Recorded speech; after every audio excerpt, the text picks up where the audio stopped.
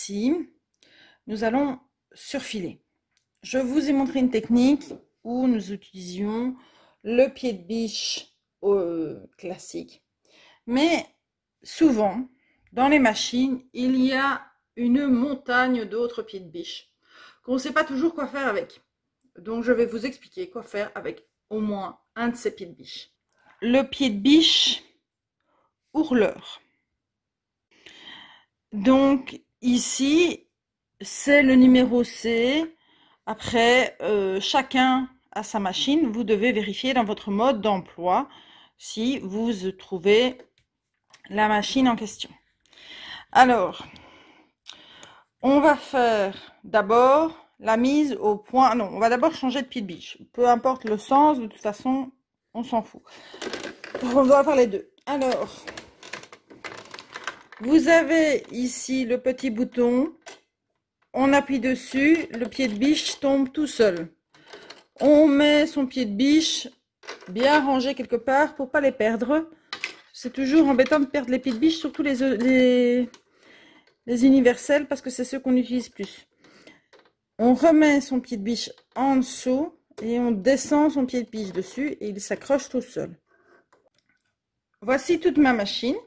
Donc, bien sûr, il faut vérifier sur votre machine à vous comment ça s'utilise et lequel pied et lesquels réglages vous devez utiliser. Mais voilà, moi je vous montre mon réglage à moi.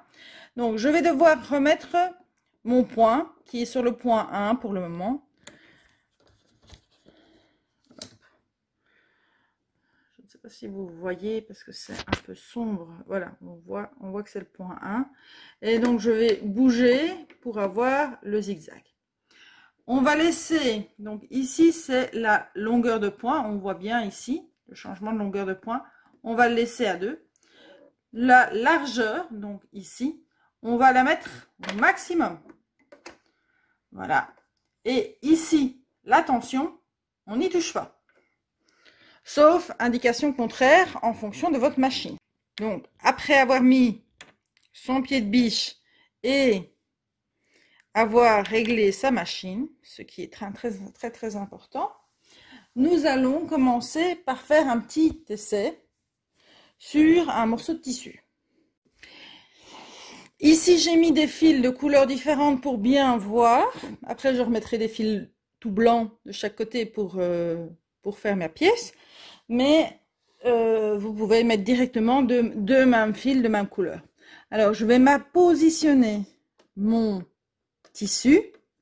Je vais l'allumer, ça sera déjà plus clair. Le long de la petite gaine noire que j'ai. Alors, je vais essayer de vous la montrer.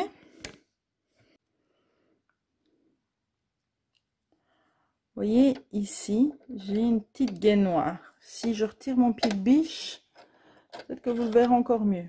Voilà, j'ai une petite ligne noire, petite bord noir.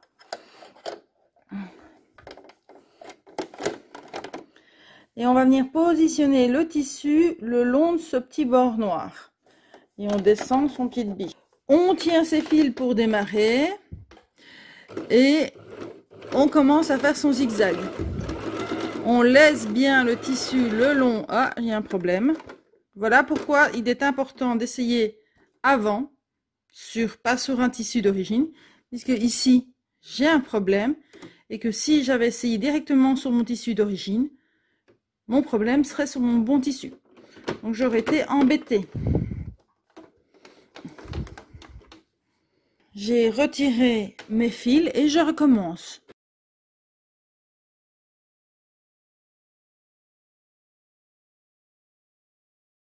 D'obtenir ceci.